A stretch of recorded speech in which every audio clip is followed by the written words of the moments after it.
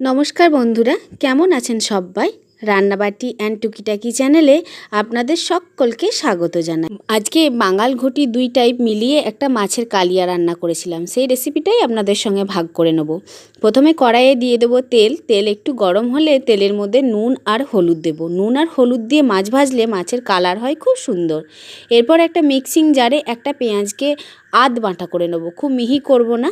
মাছ ভেজে তুলে নেওয়ার পর কড়াইয়ে যে তেলটা ছিল তার মধ্যে কালো জিরে ফোড়ন দিয়ে পেঁয়াজগুলো দিয়ে দেব, আর দেবো 2টো কাঁচা লঙ্কা।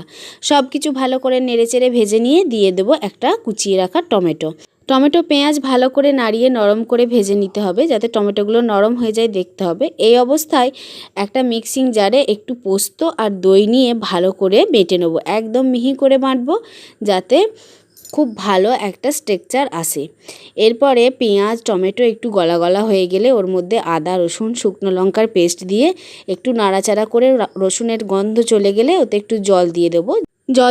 কারণ এরপর আমরা আমাদের বাড়িতে যে বেসিক শুকনো মশলাগুলো থাকে, ধনে গুঁড়ো জিরে গুঁড়ো হলুদ গুঁড়ো, সেগুলো দেবো যাতে সেগুলো লেগে না যায়, তার জন্যই জল দেওয়া। সব কিছু দিয়ে ভালো করে নেড়েচেড়ে শুকনো করে একদম কষিয়ে নেবো। কষানো হয়ে গেলে পোস্ত আর দই বাটাটা দিয়ে আর একটু নাড়াচাড়া করব। একটুখানি সব কিছু মিশে গেলে মিক্সির বাটি ধুয়ে একটু জল দেব। জল দিয়ে আরও একটু নাড়াচাড়া করে দিয়ে দেব পরিমাণ মতো নুন। যেহেতু মাছ ভাজায় নুন দেওয়া আছে, তেলে একটু নুন দেওয়া আছে, নুনটা বুঝে নিয়ে দিতে হবে। তারপর আরও একটু জল দিয়ে একটু ঝোলঝোল করে যখন ফুটবে তখন মাছগুলোকে দিয়ে দেবো। মাছগুলো বেশ ভালো মতো ফুটে যাওয়ার পর যখন মনে হবে যে হয়ে এসেছে, তখন তার মধ্যে অ্যাড করব 2 চামচ সর্ষের তেল। এই তেলটা দেবো বলেই প্রথমে তেল কম দিয়েছিলাম। দেখেছেন কাশ্মীরি লঙ্কার গুঁড়ো ছাড়াও কি সুন্দর কালার এসেছে। আমি সব রান্নায় কাশ্মীরি লঙ্কার গুঁড়ো ব্যবহার করি না, যাতে কালারটা খুব সুন্দর হয়। সবাই কাশ্মীরি লঙ্কার গুঁড়ো দিলেও আমি দিই না। তো ঢেলে নেওয়ার পর এর মধ্যে এবার দিয়ে দেবো আগে থেকে ড্রাই রোস্ট করে রাখা কাসুরি মেথি বা মেথি পাতা, যেটা বাজারে কিনতে পাওয়া যায়, সেটা হাতে রগড়ে নিয়ে এর ওপরে ছড়িয়ে দেবো। তাহলেই তৈরি হয়ে যাবে বাঙাল ঘটি মাছের কালিয়া।